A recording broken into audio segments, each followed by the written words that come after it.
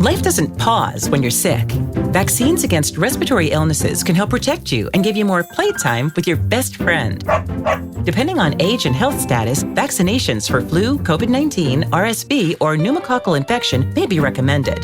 Vaccines can help keep you from having a rough time. Learn more at cveep.org/vaccines-protect. Brought to you by the American Lung Association and CVEEP, fighting infectious respiratory disease. 911, what's the nature of your emergency?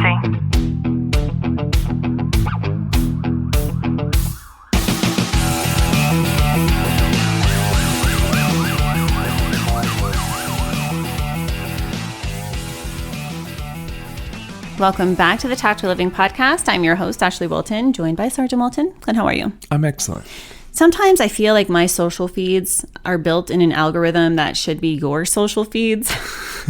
Earlier this week, I just opened Facebook so I can catch up in my Facebook group. And the first post on there was actually a picture of your police chief. And he's smiling and happy as he always is.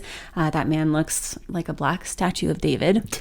And I see him at this retirement breakfast. Mm-hmm. And you later had talked about it a little bit. And so it's really funny because I had today's episode already built out, and it's life after the life after the, I was trying to put badge and rebuilding, life after the badge, rebuilding identity beyond law enforcement. And there's a concept here that I don't think that a lot of people know about, but it's a psychological concept called identity foreclosure. And we've seen this so many times where people will live in the thin blue line, and they, for whatever reason, no longer do the job that they did. And now they don't know who they are. They don't know how to act, and they have no sense of self-worth because they put it all. We were just talking about somebody putting all their eggs into one basket. They put everything into their career. And Clint, you do such a great job at never identifying as a police officer. It's actually very rare that we will even tell somebody that we just meet that you are a police officer. And so I love that about you, because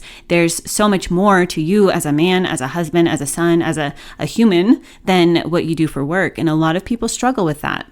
Yeah, and that's a reoccurring problem that we see all the time. And that's one thing that I truly do pride myself in is that's not me. If someone asks who I am, that would be one of the last things on the list if I even got to it, to say that that's who I identify as, especially in this day and age where you can identify as anything that you want to be, which is changing luckily. But it's when you have that's your only identity, that's not going to be there forever. And being able to differentiate yourself from what you're doing for a living is so important. So here's why it happens. Typically, and not always, you'll be 20 and a half. And then by the time that you're 21, you'll be a police officer.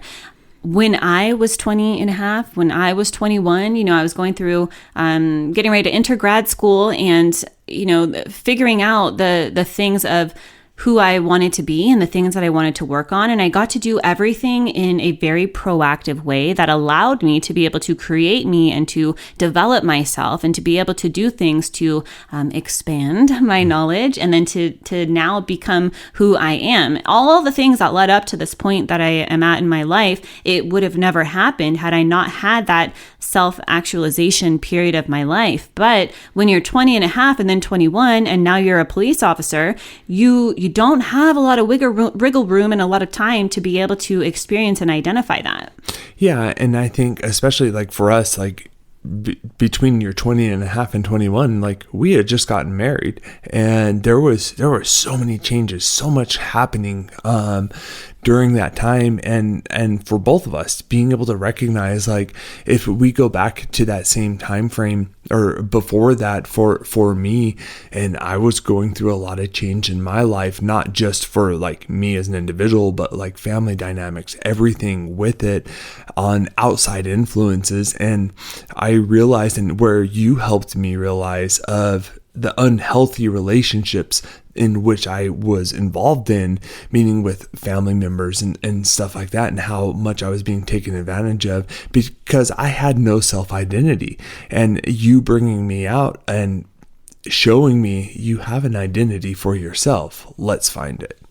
Yeah, and I think too, what you and I did so right is when you went through the academy, which was like the Monday after we got married, and you became a police officer after working in corrections, I never made your job about me. It was never something that we started to bring into our marriage. We did a great job at distinguishing, okay, this is what you do for a job, this is what you do for work. And yet we left that aside when you weren't working, when I wasn't working. And we decided to live life and to be humans outside of work and, traveling around the world and buying a house and then buying another house and, deciding to build our marriage and not try to put a sense of a stain almost, and that might sound derogatory, but it's true. I don't want to have the stain of what you do for work in our marriage. It has nothing to do with that. It shouldn't have anything to do with that. No, absolutely. It should be, you should have your identity of this is who you are. That should always come first. And then everything else is just like extra. And it's not who you are, but it's something that you do. Something too that we've done is making sure to build relationships, hobbies, and activities outside of work, because the last thing I would ever want, because I hear about it all the time, right? I have clients or friends that will reach out to me and their career ended maybe prematurely or suddenly because of medical issues.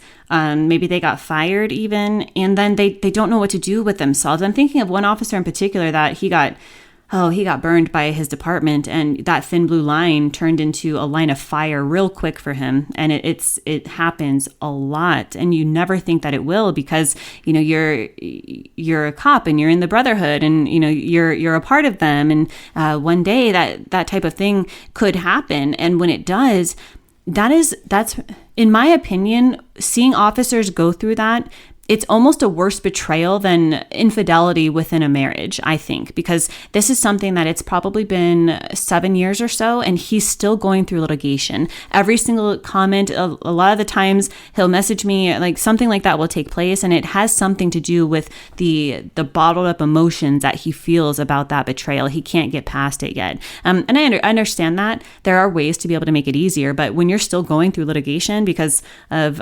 what your brotherhood did to you, that's really hard to be able to navigate through day to day. Ultimately, and I think in the first responder realm in general, we are a number on a piece of paper. We are replaceable. We're going to be replaced. That brotherhood and that friendship is, it's great when you're in it, but as soon as you're on the outside of it, you see it trickle away. You see it die off, and we see it time and time again. Ultimately, always, if you go into it recognizing that this is a business and you will be replaced once you're gone, you're not going to invest everything you are into it. Do your job, do the best you absolutely can at it, but don't let it control who you are as a person.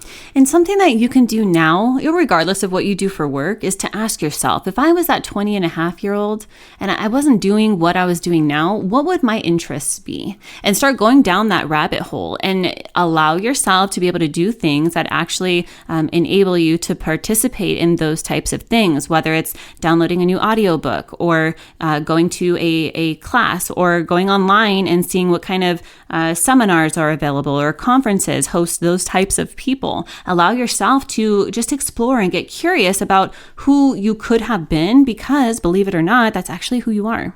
Yeah, being able to recognize that and outside of your normal day-to-day and find something that excites you. Find something, like one thing that we've talked about before too is not just on the professional basis, but have something that you're looking forward to. Plan a trip. Plan something that you're going to be able to get out of your ordinary on, and just to let you escape from it.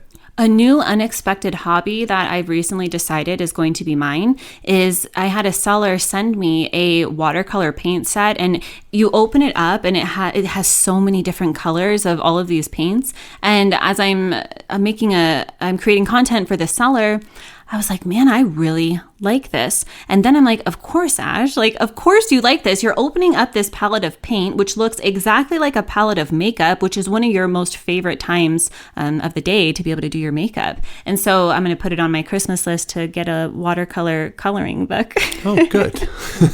At least I have some Christmas surprises now. But it's important to develop more hobbies and things that pay attention to yourself, right? I was doing this, and I think it's been a while since there was something that gave me that sense of new happiness. And so that's why it was very easy for me to identify, like, wow, I really like this.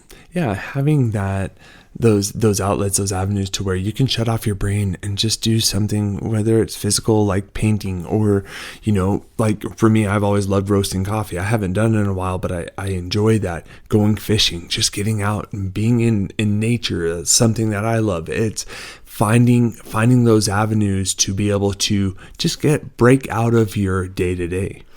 And even something as simple as the type of music that you listen to. They say that like those subliminal messages can impact you. I truly believe that they can. Clint, before you and I even knew each other, one of my favorite genres of music has always been Christian music. Mm-hmm. That you had heard me you started to hear me listening to that when we were even dating. And so for me, there's this certain sense of like calm and reconnecting with me, and piddling around the house and listening to Christian music.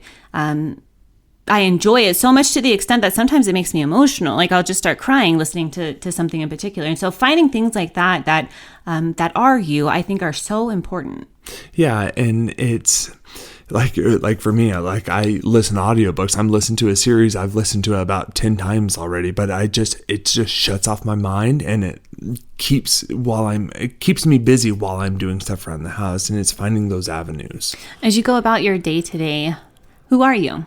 Sit with that question. I hope you've gotten some value out of today's episode. If you have, do us a favor, drop a review, subscribe down below, and as always, know that I'm sending you a long, tight hug from my home to yours.